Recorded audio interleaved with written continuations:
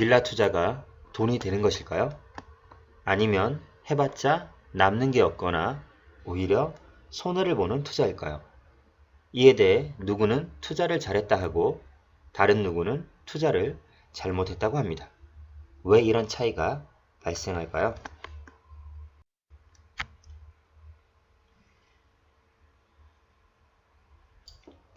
여러 오픈된 공간에서 이런 말들을 하는 사람들이 있습니다.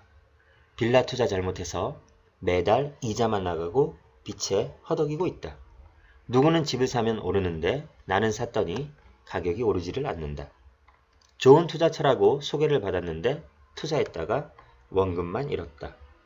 이런 말을 들으면 많은 사람들이 투자를 잘못하고 있고 함부로 해서는 안 될 것으로 보여지고 그렇게 착각하게 됩니다. 또 다른 사람들은 이런 얘기들을 합니다. 그 동네 빌라를 샀는데 2년 만에 3배나 올랐더라. 오래전에 사놓은 근린상가가 재개발이 되어서 2배가 되었다. 친척이 땅을 평당 10만원에 샀는데 지금은 평당 1000만원이다.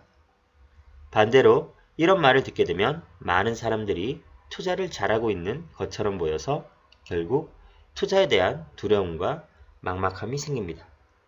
빌라 투자가 돈이 되는 것인가? 상가 투자는 어떻게 해야 하나?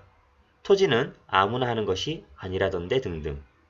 누구는 부동산 투자를 잘했고 누구는 못했고 투자에 대한 확신과 감이 잡히지 않습니다. 도대체 왜 이럴까요? 그 이유는 첫 번째, 사람들마다 다른 투자 지식의 차이입니다.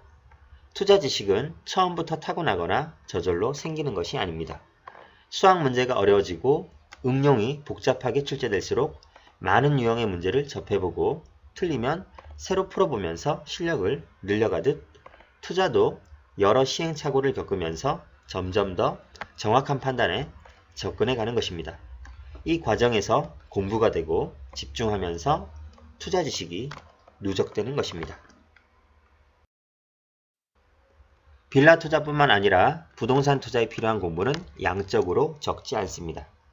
부동산 경매 투자를 하기 위해서는 권리 분석과 민사 집행 등의 법률적인 부분을 알아야 하고 부동산을 보유하면서부터 매도할 때까지 내야 되는 각종 세금들, 레버리지를 활용한다면 은행과 관련된 대출 분야에 대해 아는 것이 필요합니다. 또한 수익률을 계산하고 확인하기 위한 산술적 이해 능력, 기본적인 검색과 정리 등을 위한 컴퓨터 활용 능력, 그리고 나아가 개인 투자와 법인으로서 투자에 대한 장단점. 이렇게 많은 분야의 공부를 해야 합니다. 그렇다고 책상 앞에 앉아 공부만 하고 연구한다고 해서 투자를 잘할 수는 없습니다. 수학 문제도 기본 개념을 계속 보는 것보다는 그 개념을 바탕으로 수많은 유형의 문제를 풀어보는 것이 수학을 더 잘하게 되고 실질적인 개념 이해도 더 확실하게 알게 됩니다. 따라서 투자도 모두 완벽하게 미리 알 수는 없기 때문에 투자에 관한 개념 이해만 확실하게 해놓고 실제 투자를 하면서 실전 지식과 응용력을 쌓아가면 되는 것입니다. 빌라를 대출받아 투자를 했는데 미리 준비를 하지 않고 있다가 정부 정책과 은행 지침으로 갑자기 대출 상환 요구를 받게 된다면 이 빌라 투자자는 급하게 매도를 해야 하는 상황에 처할 수 있습니다. 그러면 손실이 발생되는 투자 결과가 초래됩니다. 이렇게 한 예로 대출 관련 준비나 금융 지식이 부족하면 손해를 보는 투자자가 될 것이고 그 반대의 사람들은 다른 결과를 얻을 것입니다.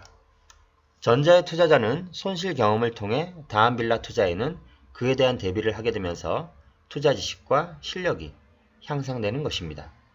결국 투자 지식의 차이로 투자의 성공 여부가 갈리게 됩니다. 투자의 성공적인 결과 여부는 두 번째로 투자금 운영의 차이입니다.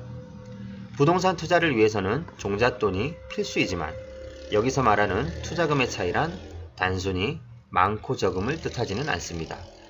그리고 돈만 많다고 해서 투자를 잘하는 것은 절대 아닙니다. 지금 당장 10억이 생긴다 하더라도 어떻게 돈을 굴려 더 많은 돈을 벌 것인지 물어본다면 구체적으로 대답하실 수 있으신가요? 어떤 부동산을 사서 어떤 식으로 수익 구조를 만들며 미래에는 어떤 경로와 방법으로 부동산을 처분할지를 말입니다. 10억이든 100억이든 그 돈을 어떻게 사용하고 투자할지를 알지 못한다면 아무 의미가 없는 것입니다. 그리고 본인이 투자한 부동산의 이자를 감당할 수 있을지, 가지고 있는 자금을 제대로 체크해야 합니다. 300만원의 월급을 받는 직장인이라면 월급의 10%인 30만원 정도를 감당할 수 있는 대출이자로 원칙을 정해놓습니다. 매달 대출이자가 30만원, 1년이면 360만원, 편의상 금리가 5%라고 가정하고 역으로 계산하면 대출 가능 금액은 7,200만원입니다.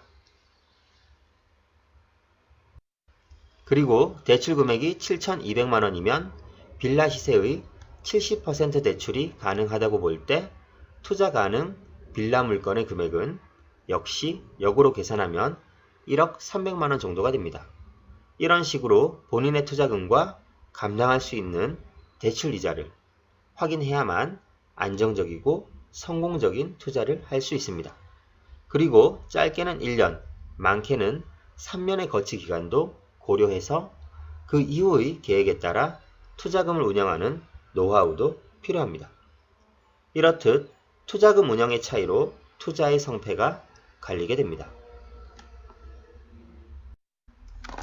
마지막으로 투자 성공 여부는 시간에 따라 달라집니다. 이 시간의 차이는 투자금 운영의 차이와 관련이 깊습니다.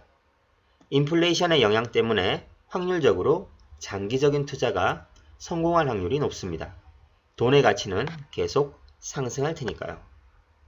부동산 투자를 10년 이상 하신 분들은 10년 전에 몇 천만 원을 투자한 물건으로 10억이 넘는 수익을 올리곤 합니다. 하지만 오래 보유하기 위해서는 장기적으로 가지고 있어도 본인이 투자금의 부담이 없어야 가능한 일입니다. 투자에서는 다양한 변수들이 항상 발생합니다. 이런 일에 대한 대응은 각자 컨트롤할 수 있는 시간의 차이에 따라 달라집니다. 돈이 급하거나 또 다른 투자를 위해서 자금을 운영하는 것이 아니라면 시간을 내 편으로 만들어야 합니다. 그렇게 하면 지금 내 소유의 빌라가 팔리지 않는다고 조급하게 생각하거나 애써 팔려고 노력하지 않아도 되는 것입니다. 이렇게 투자를 잘하고 못하고는 시간의 차이에 의해서도 결과가 달라질 수 있습니다. 빌라 투자. 누구는 돈이 된다고 투자를 권유하고 누구는 돈이 안 된다고 투자를 만류합니다. 그 이유는 각자 개인이 가지고 있는 투자 지식, 투자금 운영, 투자 시간의 차이가 모두 다르기 때문입니다. 따라서 본인의 상황을 스스로 잘 분석해서 나의 투자 지식과 자금 그리고 시간이 투자가 가능한 상태인지 잘 판별할 수 있어야 합니다. 그렇게 된다면 본인도 투자의 성공담을 남들에게 얘기할 수 있게 될 것입니다.